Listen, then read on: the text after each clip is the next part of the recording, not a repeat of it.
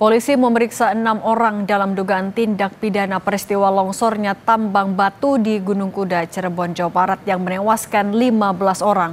Dua yang diperiksa adalah Ketua Koperasi Pondok Pesantren Al-Zariyah, Abdul Karim yang merupakan pemegang izin tambang dan juga manajer operasional, Ade Rahmat. Polisi menyebut ada dugaan kelalaian dan pelanggaran undang-undang lingkungan dengan ancaman hukuman 5-15 tahun penjara.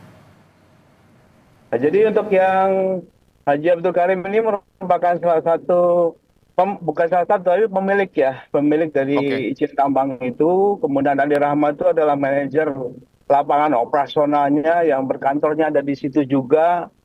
Kemudian untuk yang 4 lainnya adalah merupakan karyawan. Ada beberapa pasal yang konstruksinya sudah kita bangun dari mulai KUHP pasal 359, kemudian juga ada JO-nya itu pasal untuk kecelakaan laka kerja, itu Undang-Undang Nomor 1 Tahun 2003, itu pasal 474, yaitu semua ancamannya adalah 5 tahun ke atas. Terkait longsor yang menewaskan 15 orang, Gubernur Jawa Barat Deddy Mulyadi menyebut Pemprov Jabar pernah mengingatkan soal bahaya pengelolaan tambang galian C di Gunung Kuda, Cirebon, Jawa Barat. Namun ketika itu, Pemprov tak bisa serta-merta menutupnya. Menurut Deddy, izin tambang galian C di Gunung Kuda, Cirebon diberikan pada 2020 dan akan berakhir pada Oktober 2025. Menurut Deddy, di era pemerintahannya, Dinas ESDM Jawa Barat pernah beberapa kali mengingatkan soal bahaya pengelolaan tambang batuan di lokasi tersebut. Namun tak bisa begitu saja menutupnya. Setelah ada peristiwa longsor yang menewaskan 15 orang, Pemprov Jabar memutuskan mencabut izin dan menutup kegiatan tambang di lokasi tersebut selamanya. Izinnya kan tahun 2020. Tahun 2020 berakhir bulan Oktober tahun 2025. Jadi moratorium dilakukan ketika melihat perizinan. Jadi izin yang habis tidak kita perpanjang. Jadi ini izin habisnya bulan Oktober. Tetapi karena ini peristiwanya terjadi saat ini dan Dinas SDM Provinsi sudah beberapa kali memberikan surat peringatan tentang bahaya pengelolaan tambang ini. Tetapi kan kalau langsung menghentikan kan kita tidak bisa. Nah untuk itu maka tadi malam kami sudah mengeluarkan sanksi administratif dalam bentuk penghentian izin, pencabutan izin dari tambang ini. Ini kan dikelola oleh Koperasi Pondok Pesantren. Koperasi Pondok Pesantrennya bernama Al-Zariyah. Dan kemudian di samping ini ada 2 lagi kan, ada 2 tambang yang sama yang dikelola oleh yayasan. Jadi 3-tiganya sudah kami tutup tadi malam.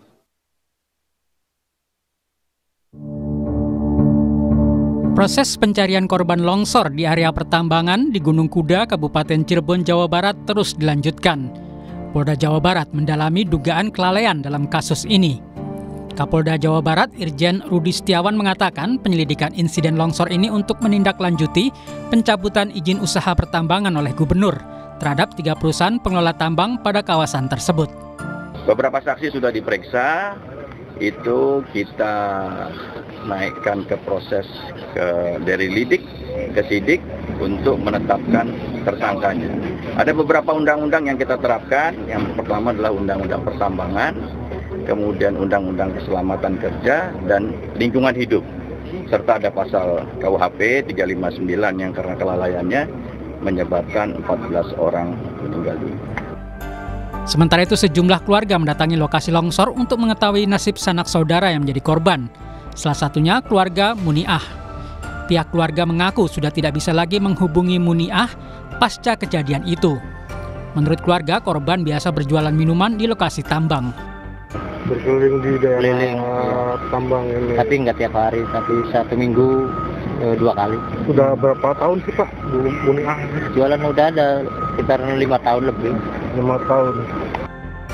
Sesuai PP nomor 23 tahun 2010 disebutkan pemberian izin usaha pertambangan eksplorasi batuan untuk lintas provinsi izinnya dari Menteri SDM. Jika pertambangan itu lintas kabupaten, maka izin diberikan oleh gubernur. Dan jika hanya dalam 1 kabupaten, maka izin dari bupati, wali kota. Aparat keamanan harus menyelidiki kasus ini hingga tuntas, termasuk soal izin tambang, agar kasus serupa jangan terulang lagi. Tim Liputan Kompas TV.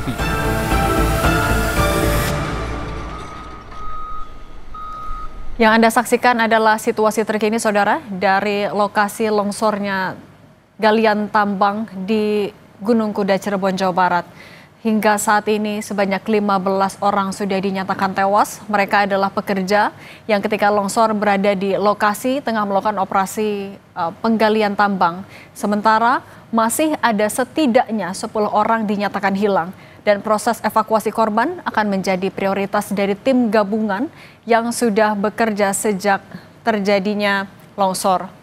Dan Saudara, selain itu polisi juga memeriksa 6 orang dalam dugaan tindak pidana peristiwa longsornya tambang batu di Gunung Kuda, Cirebon, Jawa Barat yang menewaskan 15 orang. Lantas siapa yang harus bertanggung jawab dalam peristiwa longsor tambang batu di Gunung Kuda, Cirebon, Jawa Barat ini? Kita bahas bersama Ketua Perhimpunan Bantuan Hukum dan HAM Indonesia, Julius Ibrani. Selamat petang, Mas Julius.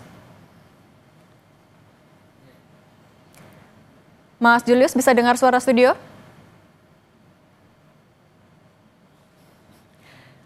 Mas Julius, sudah bisa dengar suara Cindy di studio, Mas Julius? Sudah jelas, Cindy. Terima kasih. Mas Julius, sudah ada 6 orang yang diperiksa. Beberapa di antaranya adalah pemilik izin, kemudian juga manajer. Sebenarnya untuk mencari siapa yang bertanggung jawab, cukupkah kalau hanya memeriksa sampai pihak swasta? Oh, jelas tidak. Kita mesti lihat mekanisme perizinan ini dilakukan melalui yang namanya syarat-syarat administratif dan juga pemeriksaan lapangan. Gitu. Itu sudah harus ada pemeriksaan di mana ketika dia mengajukan izin, apakah dampak lingkungannya positif atau negatif, apakah lokasinya memang cocok untuk dilakukan eksplorasi dan eksploitasi tambang sebagaimana mestinya dan tidak memiliki dampak negatif apapun termasuk longsor dan segala macamnya, dan apakah perusahaan memiliki kapasitas yang memadai sesuai dengan standar untuk melakukan aktivitas penambangan. Nah, kalau dari sini titiknya sebagaimana kami dengar gitu ya, bahwa sudah ada peringatan berkali-kali, sudah ada penyampaian kepada perusahaan, artinya di titik awal ini tidak dilakukan satu proses administrasi dan pemeriksaan lapangan yang tepat.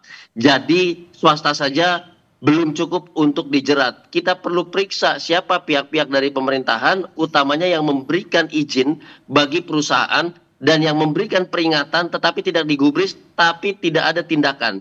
Jangan berhenti di swasta. Ini ada pihak pemerintahan yang juga harus turut diperiksa, begitu Cindy. Nah Mas Julius, ini kan juga sudah berkali-kali diingatkan sebenarnya oleh Pemda juga, kalau ini tidak sesuai standar keamanan, tapi tidak digubris, tidak ada tindak lanjut, tidak bisa ditutup. Ini salahnya di mana sebenarnya? Nah, itu yang tadi saya katakan ya. Jadi kalau saja sudah ada peringatan dari pihak pemerintahan, meskipun izinnya sudah ada, itu bisa dilakukan penindakan. Jadi pertanyaan pertama, kenapa perizinan bisa diberikan padahal sudah ditengarai, sudah diidentifikasi akan ada masalah jika dilakukan eksploitasi? Itu pertama.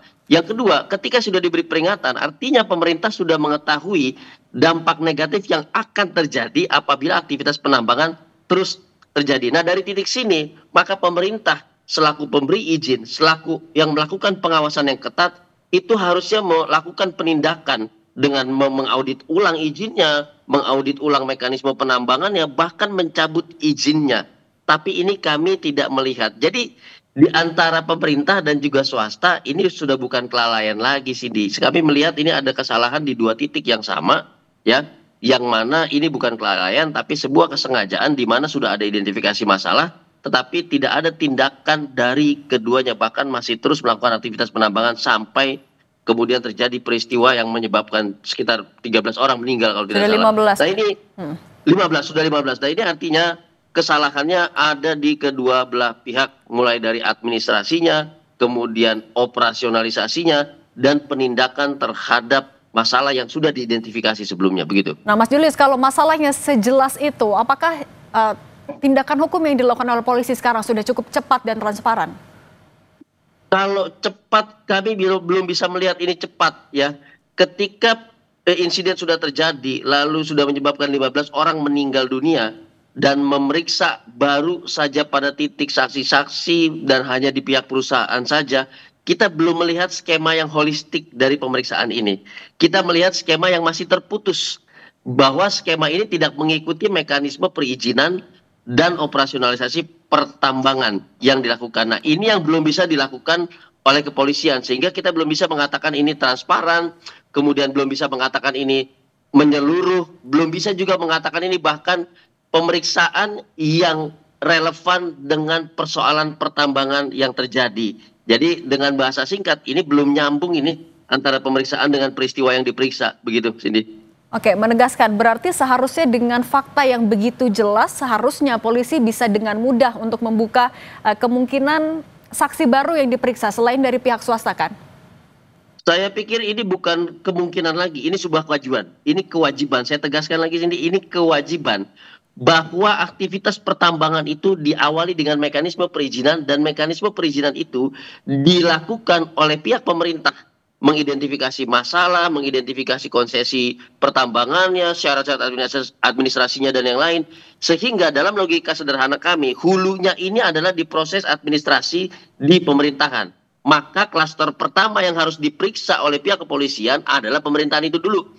Bagaimana pemerintahan memberikan izin, apakah Anda sudah mengidentifikasi akan ada masalah yang berpotensi terjadi di masa depan ketika aktivitas penambangan dilakukan atau tidak. Ini dulu. Setelah itu baru pihak swastanya yang melakukan aktivitas pertambangan, dan baru juga dia periksa apakah peringatan-peringatan itu dilakukan secara formal atau informal, hanya verbal saja by phone, gitu ya. Apakah mekanisme administrasi peringatan 1, 2, dan 3 ketika tidak dilakukan maka izin dicabut itu juga dilakukan atau tidak. Nah, ini alur yang harus dilakukan secara relevan dengan peraturan perundang-undangan yang ada di bidang pertambangan, di bidang lingkungan hidup, dan yang lain. Dan kami nggak melihat. Jadi ini kewajiban memeriksa secara holistik, hulunya ada di mekanisme administrasi pemerintahan, hilirnya ada di swasta, dan ini paralel, tidak bisa dipisahkan satu sama lain. Justru kalau dipisahkan, ini membuat satu kecurigaan penuh di mata masyarakat, kok seolah-olah ada pemeriksaan yang tidak lengkap, terpisah, sehingga jalan ceritanya terputus. Maka timbul pertanyaan yang lainnya, Cindy. Ini siapa yang mau diselamatkan dari peristiwa ini, kan begitu? Oke, baik. Mas Julius Ibrani, Ketua PBHI, terima kasih sudah berbagi di Kompas Petang. Saya selalu, Mas Julius.